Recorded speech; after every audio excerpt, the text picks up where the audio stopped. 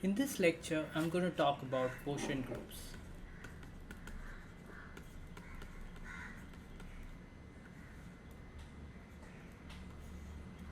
So given a group G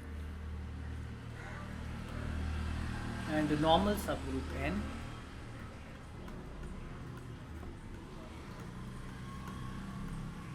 we've seen that the left cosets and right cosets of N are the same. That is, the right cosets and the left cosets, these are really the same, because if you take a left coset, if you take a right coset nx, then this is the same as x times x inverse nx, but x inverse nx is equal to n, so this is equal to xn, because this part is just equal to n. So every left coset is a right coset and vice versa. Now we can define in such cases a binary operation on G mod n. Now it doesn't matter whether I'm talking about left or right cosets. Define a binary operation on G mod n as follows. So it doesn't matter whether I write left or right cosets, so I'll just write left cosets here. Xn, which is the same as nx, times yn is equal to xyn. Okay, it's not enough to just write this down. I need to make sure that this is well defined. So the coset xn, this x is not uniquely determined. I can replace x by any other element of this coset, and the right hand side should not change. So let's check that this is well defined. So if I take x prime equals xn, y prime equals ym, then what we have is x prime n dot y prime n is equal to x prime y prime n, but that is x n y m n. And now what I can do is I can write this as x y y inverse n y m n. So I've just added a y times y inverse after the x here, and that's the identity, so it doesn't really change this expression. But then notice that this y inverse ny, this belongs to n, this m also belongs to n, and this is n itself, so this whole thing is just xy n. So independent of the representatives we choose for the coset, we can define a binary operation on G mod n. And the theorem is that G mod n is a group under the binary operation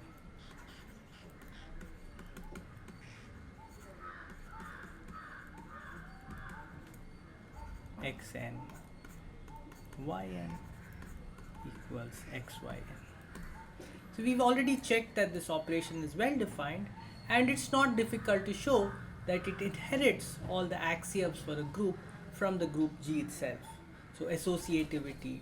For example, in identity, let's just check the identity. So I claim that the identity of G mod n, so now I'm thinking of this as a group, is just the coset of the identity, that is identity times n. And this is easy to see just from the definition. And the inverse of xn is x inverse n. This again is easy to verify. Now for some examples of quotient groups. The simplest example is where you just take G to be the group of integers under addition, and n to be the group of integers that are multiples of some fixed integer n. This n is a subgroup, and since G is an abelian group, every subgroup is automatically a normal subgroup. And then the quotient G mod n is just the very familiar example of a finite group Z mod nz, which is integers modulo n with addition also defined modulo n. For a slightly more interesting, i.e. non-abelian example, let's look at G to be the dihedral group Dn. Recall that this is the group of automorphisms of the regular n-gon. Well, we think of it as a cycle graph, but we usually draw it as a regular n-gon. So this will have n nodes and n edges arranged in a circle, or in the vertices of a regular n-gon. And this group has two distinguished elements which we identified earlier, S and R. So this S is an element of order 2. It's a reflection about the axis that passes through 1 and the center of the regular n-gon. And this R is an element which is a rotation by an angle of 2 pi I by n. And they have this relation S R to the I S inverse, but S inverse is equal to S, so I'll just write S is R to the power n minus I. So this relation holds in Dn. Now I claim that if I take the elements identity R all the way up to R to the power n minus 1, these n elements form a normal subgroup. It's obviously a subgroup because they're just powers of R. This is R to the power 0, and if I multiply two powers of R, I again get a power of R. So this is isomorphic to the group Z mod nz, and so I need to check normality. A typical element of Dn is of the form S R to the J. Okay, so I want to check that if I take S R to the J and I use this to conjugate any element of n, so like I take R to the I, and so I must take S R to the J inverse, then I want to show that this is again a power of R. So let's just work this out. So I get S R to the J R to the I, and then I get S R to the J inverse is R to the J inverse, which is R to the minus J, and then S inverse, which is S R to the I plus J minus I S, which is R to the n minus I. So this again belongs to n, and therefore n is a normal subgroup. And then we can ask, what is the quotient Dn mod R? Well, mod n. Well, it's going to be a group whose order is the order of Dn divided by the order of n, which is just 2. So this is a group of order 2, and the only possible group of order 2 is Z mod 2. So you can get Z mod 2 as a quotient of the dihedral group by its normal subgroup of rotations. We have seen that whenever you have a group homomorphism phi from G to H, then the kernel of phi is a normal subgroup of G.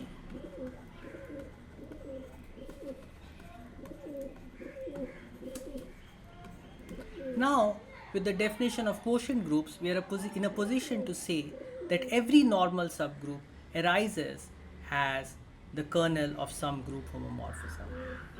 So let G be a group and N a normal subgroup.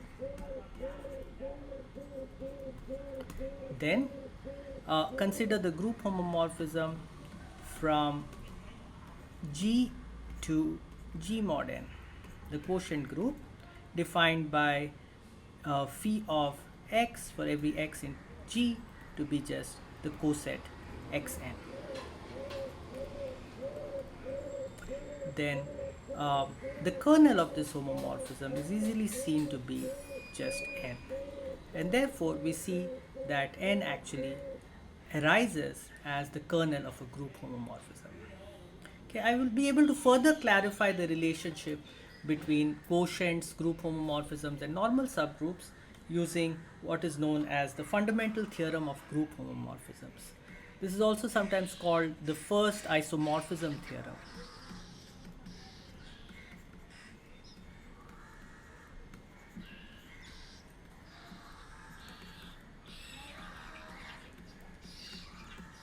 So what this theorem says is that suppose you have a group G and a homomorphism phi from G to another group H,